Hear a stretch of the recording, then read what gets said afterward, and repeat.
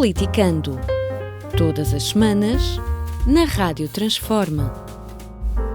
Com Eldade Mário Neto, Lígia Portovedo, José Afonso Ferreira. Sejam bem-vindos ao Politicando. Este é um programa de pessoas de esquerda e direita que gostam de estar informadas e, por isso, têm sempre uma opinião. Hoje falaremos sobre dois temas.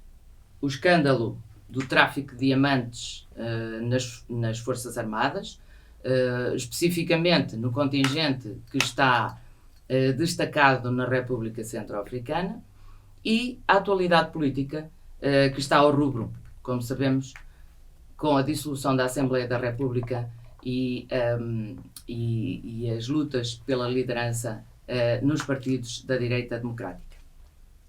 Portanto, sobre os comandos destacados na República Centro-Africana, acontece que houve 10 detidos, 100 mandatos de busca, por suspeitas de tráfico de diamantes, de droga, de ouro, moeda falsa, enfim, uma série de problemas e possíveis crimes, num contingente que está destacado na República Centro-Africana em missão de paz. José Afonso, começo por ti para te perguntar como é que estás a acompanhar estes acontecimentos nas Forças Armadas e acontecimentos que têm ou podem ter impacto no prestígio das Forças Armadas, e o que é que tu achas que, se isso vem a acontecer, esse impacto no prestígio das Forças Armadas, o que é que isso pode trazer ao país, às Forças Armadas, obviamente, e também ao país? Olá, Lígia. Olá, Mário. Um grande bem-aja a todos os nossos ouvintes e ao nosso público. Efetivamente, eu classificaria antes de mais isto como uma vergonha. Mas não é uma vergonha isolada. Isto já vem desde 2016. Como é fazer a história de algo não está bem nas Forças Armadas e nas nossas instituições militares. Desde o caso dos comandos, com os problemas do treino intensivo em 2016, a morte dos comandos. Tivemos depois Tancos, que é uma coisa assim um bocado kafkiana, assim, uma coisa que não lembra a ninguém, e que é um desprestígio brutal. Depois tivemos o Hospital das Forças Armadas de Belém, que custou 4 vezes mais do que o que estava orçamentado. Temos as questões relativas ao segredo de justiça, e agora, o culminar disto tudo, a cereja no topo do bolo, é um caso que nos envergonha a todos, enquanto portugueses, porque envolve a imagem de Portugal no mundo. Gostaria de separar o trigo do joio, dizer que, de facto, o Presidente da República também não tem estado bem nisto. Está a tentar branquear. Eu percebo o ponto, mas não acho que seja a melhor forma. É um desprestígio internacional quando a maioria dos militares, é preciso dizê-lo, nas missões internacionais tem prestigiado muito quer a instituição que servem, mas sobretudo a bandeira e o país. Isso é preciso ser dito, mas, infelizmente, coisas destas não podem acontecer. Se acontece, ainda bem que são descobertas, ainda bem é um sinal que o sistema funciona, é verdade, mas não pode acontecer. Nós não podemos permitir que aviões do Estado português, da Força Aérea Portuguesa, né, transportar droga, diamantes, seja lá o que for, e que andamos a pagar salários chorudos a pessoas que se aproveitam dessa circunstância. Não sei se foi eu sei que a alma humana é fraca, que o dinheiro é tentador, sabemos essas coisas, mas não nos podemos permitir e depois não podemos branquear isto como o Presidente da República está a fazer. O Presidente da República e o Primeiro-Ministro, se não sabem, também é um aspecto muito grave e que diz muito do ponto de como funcionam as instituições em Portugal.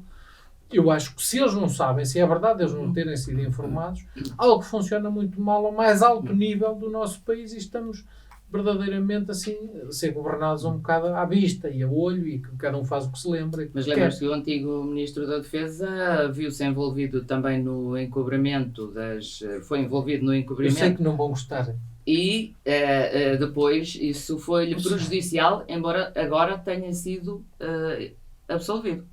Estas coisas não podem ser governadas são marcas que ficam, a este nível de interesse de Estado e de figuras de topo do Estado e envolvendo as Forças Armadas.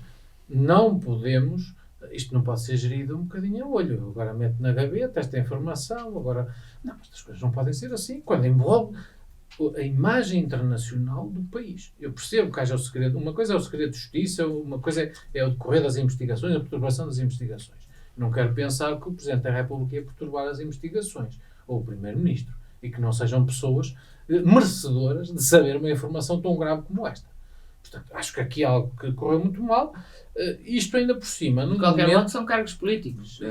Talvez o Mário... No momento, isto ainda por cima, num momento, só para terminar, não quero alongar, é grave, é uma vergonha, temos que enfrentar os problemas de frente, não andar aqui aos zigue-zagues e a branquear como o Presidente da República está a tentar fazer. Não é novo. E este governo já tem um largo histórico, desde que lá está, eu enumerei casos desde 2015, sempre existiram casos nas Forças Armadas, fazem parte da vida, têm aspectos positivos, mas começa a ser muito grave, começam a ser, e agora já envolveu, e ainda me esqueci aqui do outro, e o Ministro tem estado péssimo, aliás, ainda aqui há tempos pegou com o chefe de Estado-Maior da Armada, quis substituí-lo, foi aquela história da exoneração, que depois já não foi. Portanto, isto é um corolário de disparates, que vai disparate em disparate até o disparate final, que foi descobrirmos isto. Isto é muito grave e tem que haver consequências e rápidas. Portanto, não parece que isto seja um aproveitamento político, para debilitar o Ministro? Pelo contrário, primeiro eu acho que ele é tão frágil politicamente neste momento, já ninguém perde tempo com ele. Portanto, não conta para nada. Aliás, acho que já nem o Partido Socialista contará muito com ele, nem o próprio Primeiro-Ministro. E, portanto, isto é muito grave. Só para terminar, é triste que isto aconteça quando as Forças Armadas, eu confesso que se voltasse a minha vida atrás, seria militar. E, portanto, eu tenho um apreço, um carinho especial pelas Forças Armadas e por todas as instituições militares, os três ramos, e tenho grande prestígio e acho que são úteis à sociedade.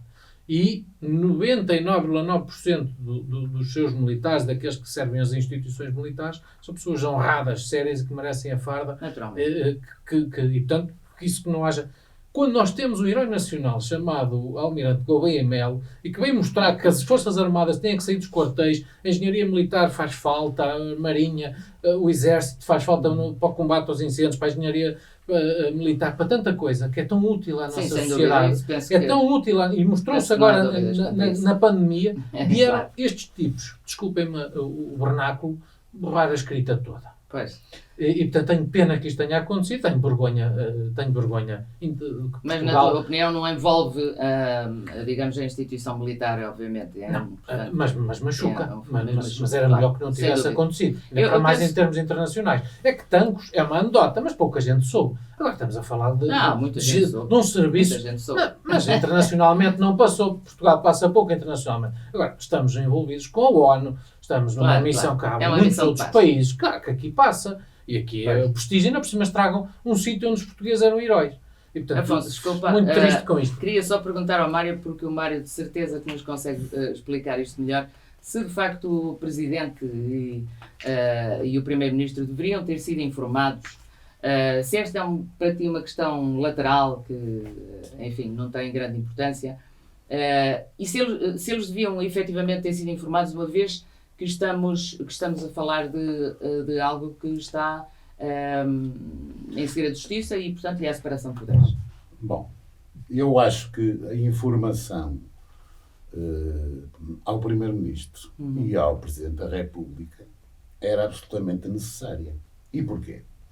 Porque o Ministro não pode desconsiderar o facto de ser o Presidente da República o chefe de Estado-Maior-General das Forças Armadas. Portanto, é o chefe das Forças Armadas, é o chefe supremo das Forças Armadas. E, portanto, a justificação que é dada de se tratar de uma operação, dos factos ilícitos terem ocorrido durante uma operação integrada numa força internacional da ONU, só por si, é insuscetível de justificar esta ausência de informação. Eu tenho para mim que o Primeiro-Ministro também devia ter sido informado. E porquê? Porque a condução da política externa portuguesa em termos de Forças Armadas pertence ao Governo, não pertence ao Presidente da República. E, portanto, também por esse motivo devia o Primeiro-Ministro ter sido informado. Achei, sinceramente, as desculpas que foram acolhidas pelo Sr. Presidente da República, as desculpas um bocado esfarrapadas. Mas eu devo dizer que, concordando, embora com algumas das opiniões aqui ditas pelo José Afonso, me recuo um pouco atrás. Porquê? Porque eu acho que toda esta panóplia de casos e contra-casos a que temos assistido nas Forças Armadas também tem uma origem. É que a reorganização dos poderes dentro das Forças Armadas também está em crise.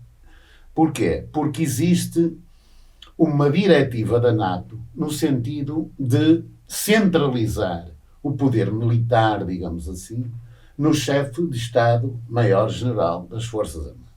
E, portanto, tirando o poder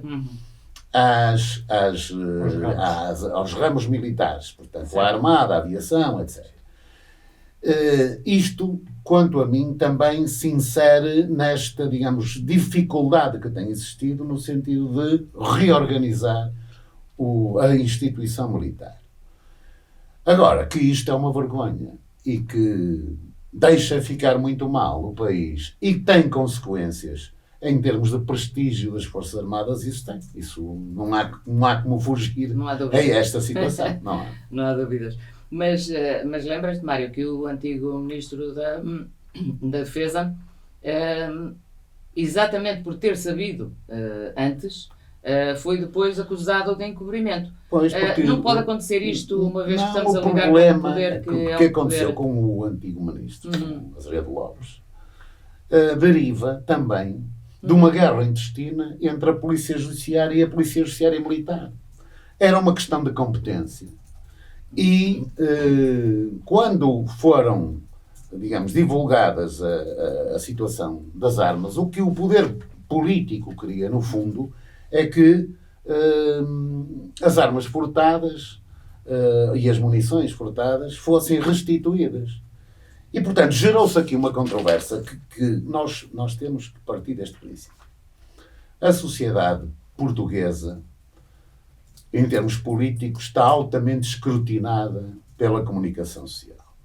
E por uma comunicação social que, e eu sou naturalmente a favor da liberdade de informação, certo, mas a comunicação social está, digamos, sedenta de casos que possam agitar a opinião pública e vender notícias. E, portanto, numa sociedade altamente escrutinada como a nossa, é preciso ter todo o cuidado. Ou melhor, todo o cuidado é pouco. E acho que, neste particular, o Sr. Ministro, que, aliás, dizem que é uma pessoa competentíssima, mas o Sr. Ministro esteve, quanto a mim, mal em não ter informado o Sr. Presidente da República e o Primeiro-Ministro, pelas razões que eu já aduzi. A tese do encobrimento, acho que a honra seja feita, não sendo advogado do diabo, passa a expressão, o Sr. Ministro, apesar de tudo, até a ONU informou. E, portanto, não teve, acho que esse objetivo de encobrir o que quer que fosse, pelo menos nesse ponto de vista. Portanto, não era para proteger as instituições? Não, acho que não. Terá tido excesso de zelo no segredo de justiça. Acho que pegou por excesso de zelo, vamos chamar assim. Um bocadinho a acreditar nessa justificação. Pois. De excesso de zelo. Excesso de zelo aí não parece que um político com esse tipo de competências e com esse tipo de obrigações possa justificar-se dessa forma. Competente e bem informada. Mas o que eu ouço dizer é que é uma pessoa competentíssima, bem formada e sobre o qual não impendem, enfim. Mas tem problemas de relacionamento, já temos. Estão de acordo que o Ministro não esteve bem? Não esteve péssimo. Por acaso ainda hoje ouvi o Presidente Marcelo referir-se a este caso, dizendo que concorda que efetivamente não deveria ter sido avisado. porque se trata de um assunto em provavelmente, na especulação, diremos que não foi oficialmente avisado, terá sido oficiosamente avisado. Não sei. Não nisso aqui não lhe pense, mas é um assunto como, digamos, que não foi bem tratado. Não foi bem tratado, sim. Certo. Não foi bem. Sem dúvida. A política, neste momento, está ao rubro, depois da dissolução da Assembleia da República, determinada pelo, e já tinha sido, inclusive, já tínhamos sido informados de que o Presidente da República tomaria este passo ainda antes da votação do Orçamento, e, portanto, a dissolução da Assembleia da República, como dizia, colocou a política neste momento ao rubro em Portugal, inclusive porque a direita está, portanto, nos partidos da direita tradicional, tanto PSD como CDS, em fase de disputa pelo poder. Portanto, de modo que talvez não fosse a altura mais conveniente, mas foi esta altura em que aconteceu. Assim sendo, o José Afonso, como representante aqui no nosso grupo da direita, bom, se não tinha começado outra vez, tinha que dar outra vez a palavra a Mário, que acabou de falar. Portanto, o José Afonso, como representante da direita, ouvimos que Rui Rio não faz debates, recusa-se, portanto, a fazer debates. Paulo Rangel. Com Paulo Rangel, naturalmente. Estamos a falar nisso, portanto, da disputa interna. Francisco Rodrigues dos Santos adiou a disputa interna. Com isso há inclusive, um processo no Tribunal Constitucional. E isto quer dizer que nós, na direita, provavelmente estaremos a viver um déficit democrático. Achas que sim ou não te parece? Não. Mas vamos falar não só da direita, porque há aqui coisas... Eu gostaria de alargar a discussão. Muito bem. Não acho que exista... Acho que existe neste momento uma disputa, de facto, como disseste, pelo poder interno, e isto acontece porquê? Porque também a direita há muitos anos que não se via tão próxima do sonho de poder ter novamente o poder, passa a expressão. E, portanto, estas disputas internas vêm acalentadas por esse objetivo. E, portanto, por essa perspectiva. Antes disso, ou então podemos começar por aí. É curioso que as sondagens que têm sido feitas são coincidentes, tanto a da Católica como a do Correio da Manhã e do Jornal de Negócios, mostram a mesma tendência, com valores 5 ou 6 pontos de diferença, mas mostram Rui Rio e Nuno Melo preferidos, claramente, não só mesmo fora dos eleitorados dos partidos.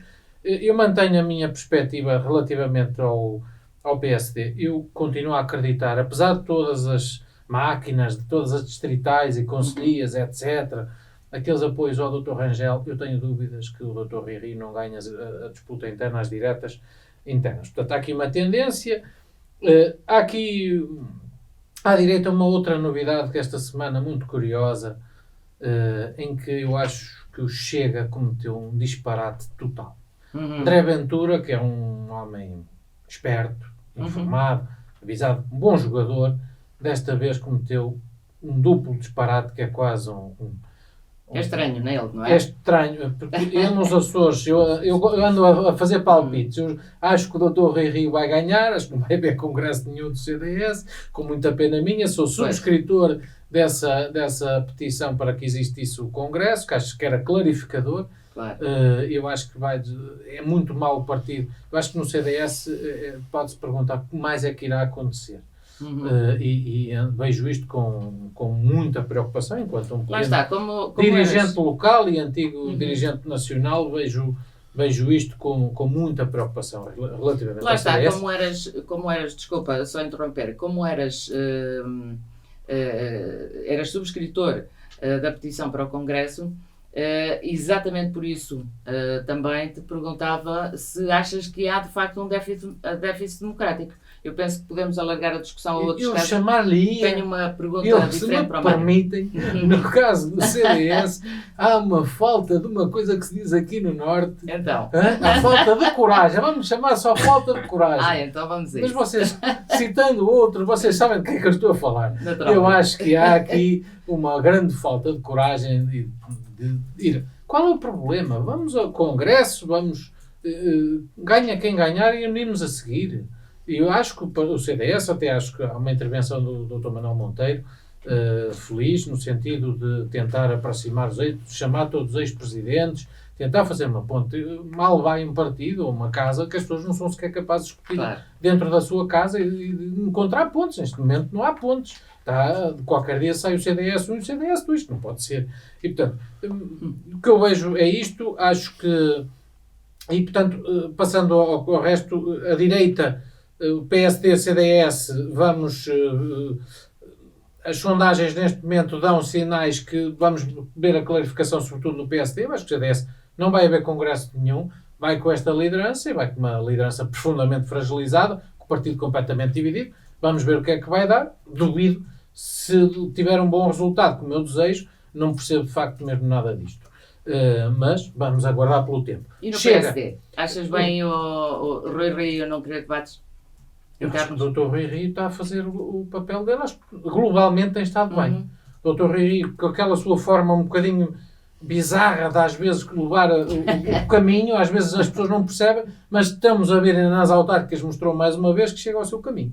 Às vezes chega ao seu destino, com uns caminhos assim um bocadinho diferentes, mas chega. Foi assim na Câmara do Porto, foi assim no PSD, foi assim nas autárquicas e se calhar agora vai-nos reservar uma surpresa à esquerda nas próximas eleições. É uma boa estratégia, mesmo não sendo a estratégia num caminho, ele faz as coisas de uma forma muitas vezes fora da caixa. Tem essa virtude e acho que é uma pessoa, às vezes diz umas coisas que não são logo perceptíveis, mas ele, de lá na sua intuição, ele faz as coisas. Chega, disparate total. Eu antevejo que amanhã, quando o programa for para o ar, vamos ter a notícia de que o deputado dos Açores mandou às malvas o André Ventura, e o Chega não ligou nada. Aliás, André Ventura nos Açores é que tem andado a reboque deles. Aquilo é uma ligação local. Eles tinham aquilo programado já antes das eleições, acho eu, pelo tanto quanto julgo saber. E amanhã eu acho que vai continuar o governo nos Açores e o André Ventura vai ficar a falar sozinho e desautorizado. E pior, permite que o Dr. Rui Rio diga, e já está a dizer, nós é que somos a verdadeira oposição ao PS. Claro. Olhem que votar no Chega é uma forma indireta se calhar votar no PS. Olha, o que eles nos fizeram nos Açores ou quis fazer. E, portanto, é um disparate duplo ou triplo, se quisermos, o que fez. E, portanto, vamos ver as consequências disto para a votação do Chega e as influências que isto vai ter o Iniciativa antevejo vamos ver também como é que corre a campanha. Portanto, à direita, o CDS acho que vai correr mal. O PSD beneficiará alguma coisa com isso. Eu acho que o Chega não subirá tanto como aquilo que se diz. À esquerda, só para terminar, temos outro partido a cair em desgraça, que é o PAN. E já vinha a desgraça há algum tempo. Não é à toa que o PAN, eu disse aqui no anterior programa, não queria as eleições. O PAN estava a fugir de ir a votos e porque sabe que está neste momento a cair em desgraça. E agora com estes escândalos, e vamos ver o que é que virá ainda por aí, o que é que virá mais. E acho que há aqui há dois partidos que se antevê à partida, se nada se alterar, que vão ter o resultado já pré-anunciado, que são o Bloco e a CDU, que serão castigados seguramente. O PS estará a almejar nesse descontentamento ir buscar uma parte dos votos para ter a sua maioria absoluta. Eu acho que o PS, neste momento, tem que estar muito preocupado. Há variáveis daqui até 30 de janeiro que nós desconhecemos. Não sabemos como é que vai estar a pandemia, os reflexos da pandemia na economia. Há muitas coisas que vão acontecer até o resultado do vencedor do PSD também terá influência para a disputa com o Partido Socialista e, portanto, há muita coisa em jogo e as sondagens que temos neste momento dão indicações, mas ainda há muito jogo para jogar e nada está a ganho nem nada está a perder em nenhum dos campos.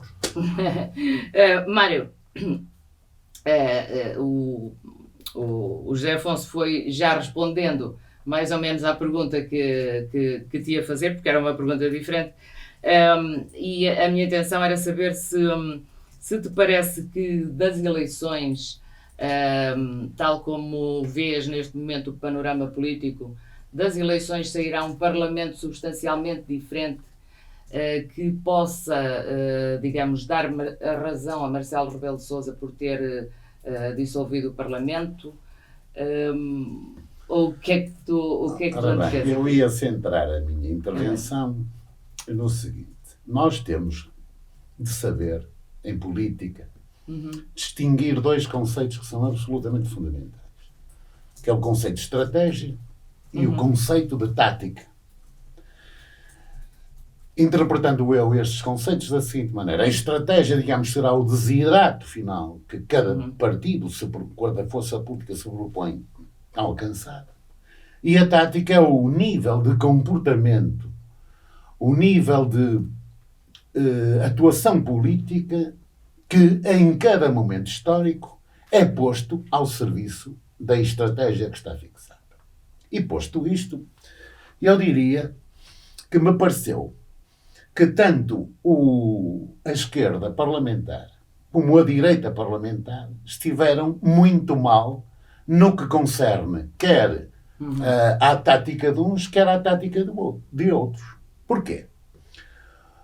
O PSD e o CDS, bem sabendo, como aliás todos os partidos sabiam, que o Presidente da República dissolveria o Parlamento se o orçamento não fosse aprovado, na generalidade, todos sabendo disso, a verdade é que ainda assim isso não foi motivo para que as pessoas deixassem de votar contra o orçamento. Exato.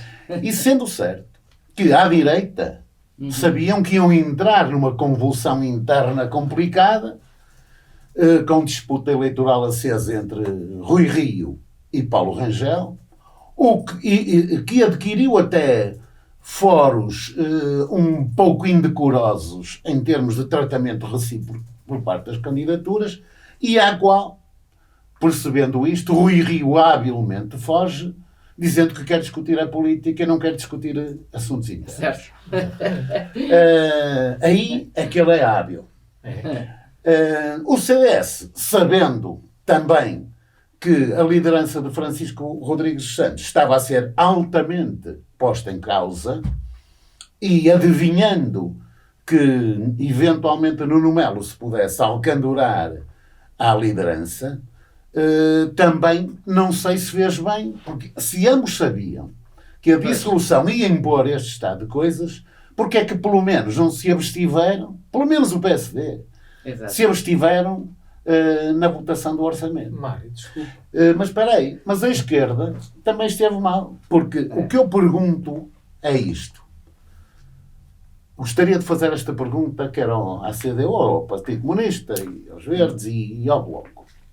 A seguinte pergunta: embora eu saiba que muitas das propostas, quer orçamentais, quer extra-orçamentais, que foram feitas pela esquerda ao Primeiro-Ministro, embora eu saiba que não foram aceitos pelo Governo, a pergunta que se colocaria era sempre esta: a dissolução da Assembleia da República, em termos táticos, iria, perspectivando a esquerda que a Assembleia seria dissolvida, iria beneficiar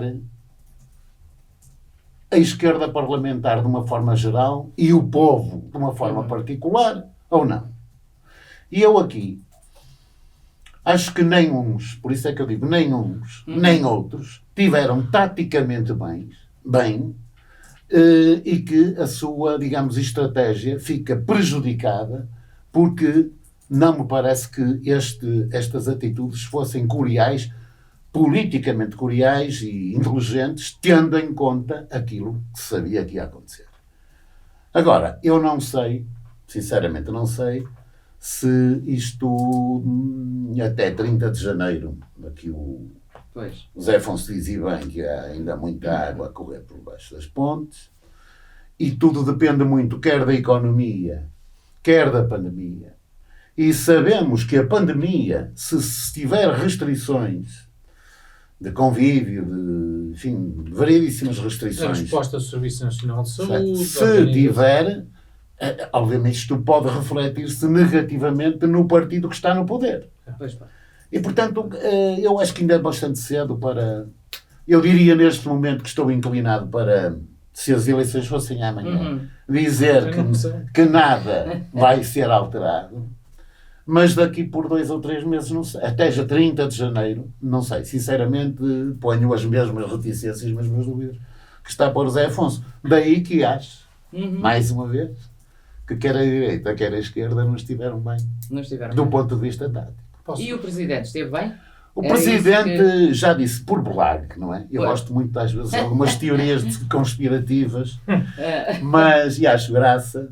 Mas isto até a determinada altura pareceu-me que, tendo o Dr. António Costa reclamado uma maioria reforçada, para não falar em maioria absoluta, falou em maioria reforçada, correto. Em determinada altura, sabendo todos o que se ia passar, porque no fundo toda a gente sabia o que se ia passar, até parece que foi uma coisa combinada entre o Sr. Presidente da República e o Dr. António Costa para proporcionar eleições o mais rapidamente possível, de forma que o PS não obtivesse o desgaste que é normal. Ao fim de 6, 7 anos de governo, é normal haver desgaste, porque ninguém está em estado de graça permanentemente, nem nos casamentos, quanto mais na política. E, portanto, eu aqui acho que, por blague, diria que até parecia um casamento, digamos assim, encenado, mas pronto, não tenho informação de margem nenhuma ainda para poder afirmar uma coisa dessas, que parece, mas aquilo que parece às vezes não é. Mas como tu és bom a fazer previsões, não é? Por isso, perguntei. Só gostava de não ser monólogos. O Mário faz as suas habituais análises bem feitas, mas esqueceu-se aqui 2 pormenores. Primeiro, a extrema-esquerda é coerente. Não existe extrema-esquerda em Portugal. Está bem, essa discussão já tivemos. Sobretudo o Bloco é coerente com o que fez em 2011 com o PEC 4. Foi. Estão a ser coerentes. Sim, mas não existe. E não aprendem com os erros. Segundo, quem exclui, e recordar uma coisa, a tua análise é quase perfeita, não esqueceste de um pormenor aí. É que o PSD já estava excluído pelo António Costa, que o António Costa disse que quando o dia que precisasse do PSD que se demitia. Sim, mas isso é o que se diz. Está bem. Mas nesta análise é importante. Pelo menos não foi suficiente para que o Dr. Rui Rio não diga agora que é até capaz de viabilizar um governo. Mas as placas já mudaram. Claro. As placas já mudaram. Em política... as coisas são bem fluídas. Mas o Rui Rio as placas já mudaram. A geringonça no dia em que... E para falar não chega, vou dizer outra coisa. É evidente que a habilidade do Dr. Rui Rio é esta. E é esta até porque leva ao próprio Paulo Rangel a dizer a mesma coisa. Ou seja, de que não fará acordos pré-eleitorais com o Chega, nem pós-eleitorais. Nem pós. E o Paulo Rangel foi obrigado a dizer a mesma coisa. E porquê? A razão é tão óbvia que entra pelos olhos dentro. É que quem pretendesse votar no Chega convencido de que a direita podia ser poder com a ajuda do Chega, ou com um acordo com o Chega, deixou de pensar isso e pode, eventualmente, do ponto de vista eleitoral, regressar aos seus partidos tradicionais, que são o CDS e o PSV. Eu acho que o Chega não acredita nos 10%. Acho que vai ficar um bocado abaixo. Vai ter um crescimento, mas vai ficar um bocado abaixo. Pronto, oxalá. Foi o Politicando de hoje. Não se esqueçam de partilhar o programa, colocar gostos, inscreverem-se no canal YouTube da Rádio Transforma. Quando falamos em política, falamos sobre o nosso futuro. É isso que fazemos aqui no Politicando. Até breve.